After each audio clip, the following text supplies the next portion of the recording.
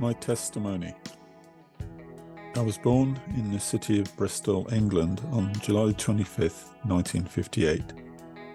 However, my testimony really begins with my grandfather, Ivor Bollom, known as Bert. Bert was born in Whitehouse Lane, Bedminster, Bristol in 1896. His father was a baker and he had an older brother called Sam.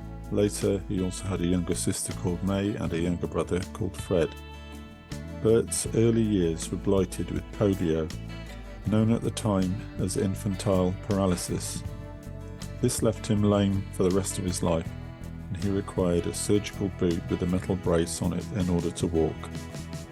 Bert's mother Elizabeth spent most of her time looking after him, as he had to be taken to hospital every day. His father died in 1911 when Bert was 15.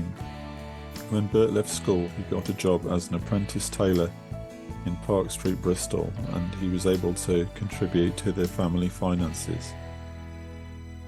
Bert's life changed when he heard the gospel preached at Philip Street Baptist Chapel in Bedminster, Bristol. Church records show that he became a member in 1915. For the rest of his life, he was a devoted evangelical Christian and lay preacher. Through his church contacts, Bert met his wife Ruth Gear in 1921. She was the daughter of a London Baptist lay pastor who was also a departmental manager in Harrods, the world-famous department store. One of his father-in-law's responsibilities was to head the dry cleaning section at the store.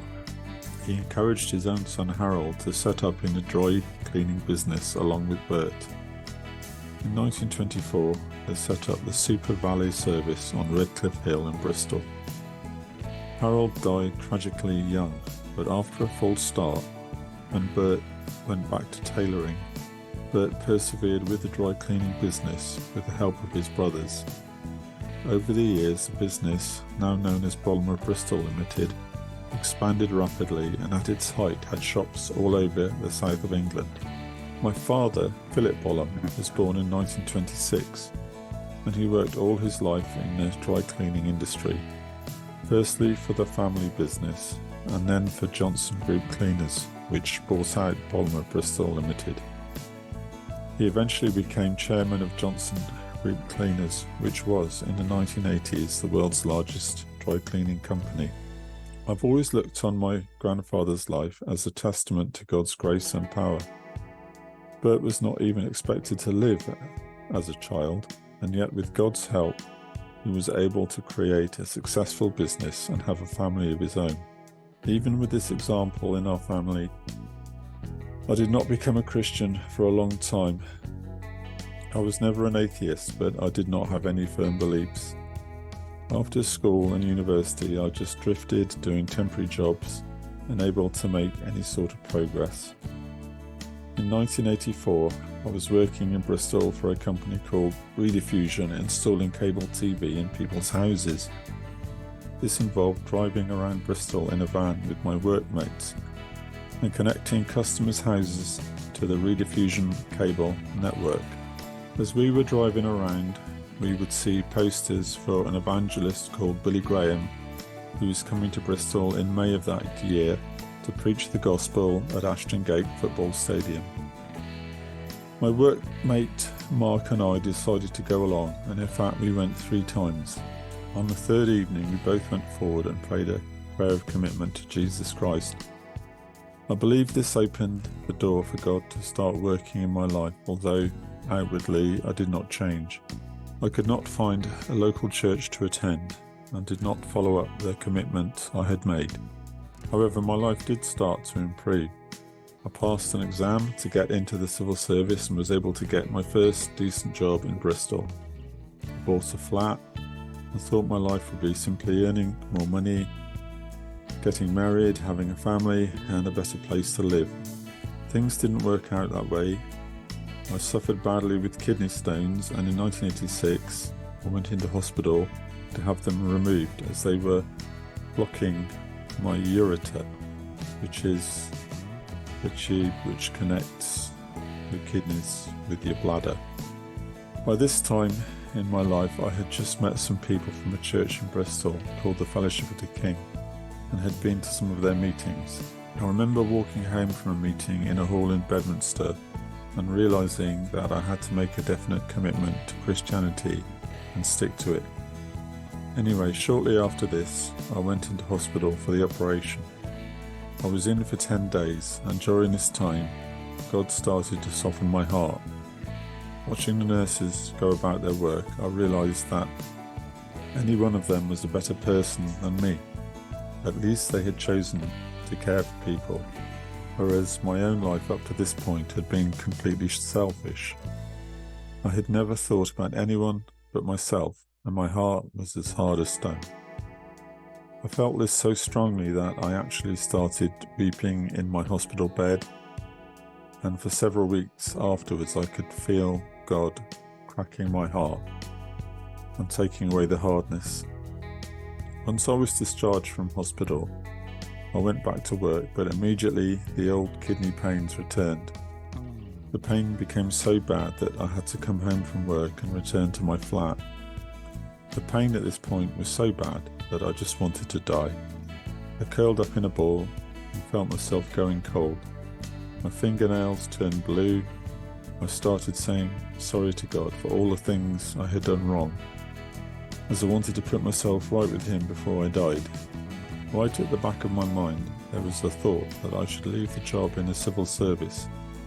But because I had waited so long for a secure job, I resisted the thought. Eventually it occurred to me that I should tell God that I would leave the job if that was what He wanted. As soon as I prayed this prayer, the pain left me. I went to the toilet and passed urine. All the blood and gunk that had been blocking my ureter came out. I went to lie down, pain-free at last. I just lay on the floor in my flat. The sun was shining through the window, and I actually felt the love of God. For the first time, I wasn't just free of pain, but I was free of all anxiety and worry. I believe that this was the time when I was filled with the Holy Spirit.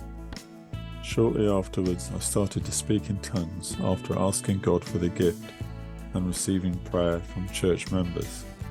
Since that time in 1986, I have never again had a recurrence of kidney problems.